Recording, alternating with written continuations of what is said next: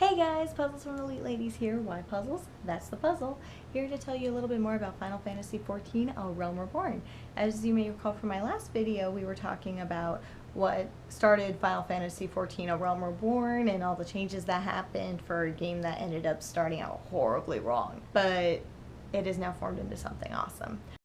What we're going to go ahead and talk about today are some of the positive changes that have been made with some screenshots from the betas, that way you guys can kind of see what's going on a little bit.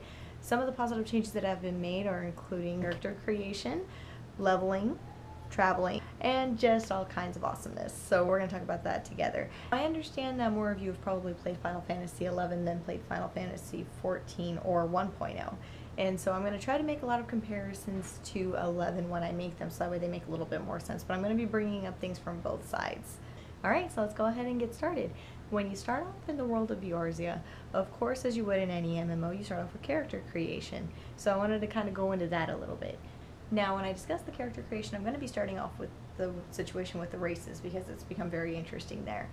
Now, in 11, many of you may recall you had Mithra, Galka, Elvins, Taru. They were pretty much very well laid out. And like I mentioned in my last video, when 1.0 came along, they took all those races, but tweaked them a little bit and called them different names. I think that was to reflect the fact that it was a whole different universe, but that's kind of what they did. So you started having Mikote, Rogadin. What's very interesting about 2.0 is they've eliminated gender-specific races. So, for instance, the Rogadin, aka Galka, now have a female aspect who doesn't look too bad.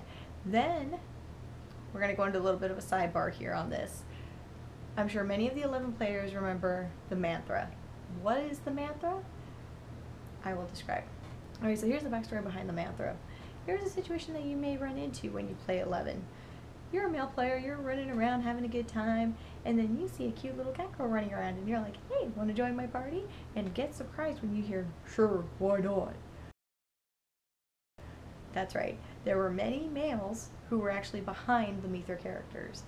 And that coined the term Mantra for those specific players. I've heard some guys say that it was because they wanted to see something cute as they were running around playing a game all day, which I guess I can't argue too much with. And I know that there were plenty of male players who also played female Humes and, you know, female Elvins and all kinds of things. But, you know, I guess it's just the character itself of the cute little cat girl and the guys controlling it. I don't know. But anyway, there's no reason for that anymore, because now, in terms of the Mikote, you have male Mikote. See? Look at his cute little pirate outfit. Isn't he awesome?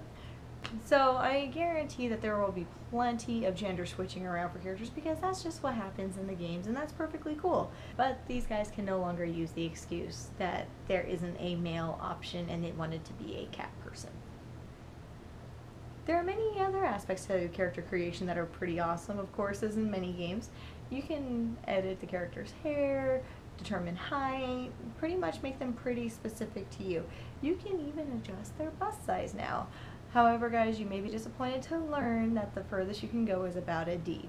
If you're that concerned about it, go with Subligar. Now, when you finish creating your character, you get to pick several options, such as their birthday and whatnot, and this includes your character's class. What do I mean by classes? Let me explain. In Final Fantasy, traditionally, you're used to having specific jobs. You have White Mage, Black Mage, Warrior, Thief, Monk, whatnot. You know what all these jobs are. You know what they do, because there's going to be 15 of them. Now we're calling 14 of them. So, of course, 1.0 takes people off when they switched everything around. Instead of White Mage, you had Conjurer. Instead of Black Mage, you had Thaumaturge. You know, instead of Dragoon, you had Lancer, and everybody just got kind of frustrated with that, because then you have to relearn everything. Well, they kept that for 2.0, but what they changed toward the end of 1.0 and also in 2.0 is you still are going to get those different jobs. What you're going to do is work with your class until you reach a specific level, I believe about 40, and then after that point you start doing quests to continue to earn what you've already obtained as your job. For instance, if you're a conjurer, you've become a White Mage, but what you're doing for that last 10 levels are these quests to really get all those abilities and even the artifact armor, which creates the awesomeness that is the White Mage. Let's talk about leveling a little bit. Now, traditionally, gamers have engaged in a practice that we all hate. I don't care if you say you like it, deep down, you'll really hate it. and it's called grinding. Why is it called grinding? Because it's a real grind to do it. And it can be a really exhausting practice, and frankly doesn't make the game fun, which, remember people, the reason why we play games are because they're fun. What makes it fun after you grind is because you've gotten to the certain level where you can go and defeat the monster, participate in the raid, or just do whatever you have to do. 14 makes that process a lot less of a grind. There are all kinds of different ways that you can level in this game. One of the ways that you can level in this game is by completing quests. Yes, quests give your character experience depending on which job they're doing at the time that they complete the quest. So if you're going to do the quest anyway, you might as well get some kind of benefit for it, right? Then there's leaves. Leaves are almost like grinding, you would think. You're given a set of tasks to go do. So the difference between that and traditional grinding is when you come back from that, you get even more experience because the person that gave you the quest in the first place is so happy that you did this task for them that they're like, here, have experience, and you grow up and you're happy. So that's the leave quest system. Then you also have the sanctuaries. What are the sanctuaries? They are the different camps that are around towns. And once you get to those certain camps, and if they're a sanctuary, and you turn off your game there, when you come back, you will have, to a certain extent, depending on the max level or how long you've been away, an extra 50% experience, give or take a little bit, for each mob that you kill for up to a certain point in your leveling process. So it gives a nice little boost if you do decide to grind the traditional way. So you have those ways, and if you decide that all of those ways are lame and you don't want to do it that way because you're lame like that, then you can go ahead and do what they call hunting logs.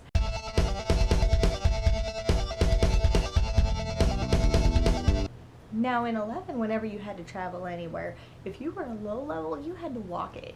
Then eventually, if you reached a certain level, you could get a chocobo, but you had to do a seemingly endless quest to get that. Then after all that, if you so desired, once you reached a certain level, you could get an airship pass. But it took you a really long time and quite a bit of gil in some cases to be able to achieve these goals and get there. From level 1, in both 1.0 and 2.0, you could teleport, which was really cool. But in 1.0, it cost you anima. The only way you got anima back was from resting for a certain amount of time, or in the later end of 1.0, participate in what they called the Hamlet defense. Now, in 2.0, it costs gil. This is both a blessing and a curse at the same time, because if you run out of gil, you can always go get more, because you can fight mobs and gather and all that other fun stuff. But of course it takes skill away from getting certain items if you so want to purchase them, or if you're like me and you're wanting to go get the airship pass to go to Limsa Laminsa from the suicide walk that you did to Ulda, but you spent all your gil teleporting around places, then I was just kind of in trouble. Fortunately, my home point was back in Gridania, so it makes it a lot less time consuming than 11 was in terms of traveling, because you can just teleport around wherever you need to go. And then you can actually spend the time that you do have doing the things that you really feel like you need to do to be productive in the game.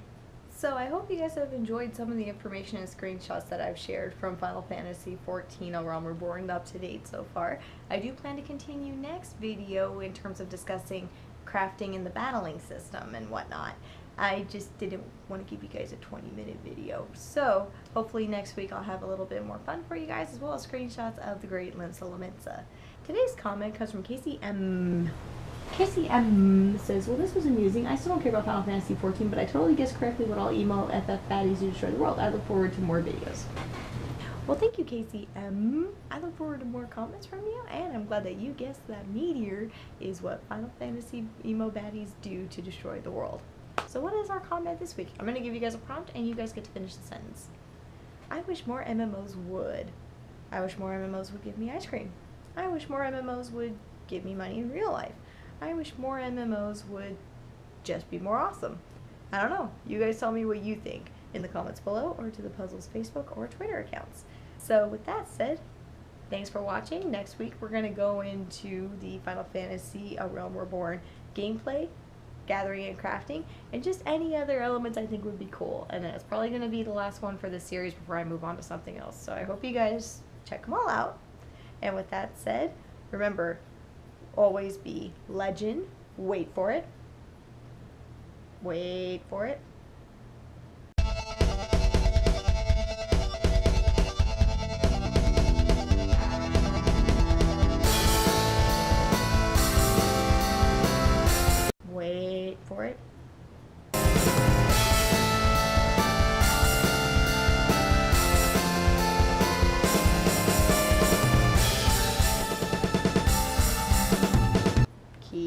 exciting.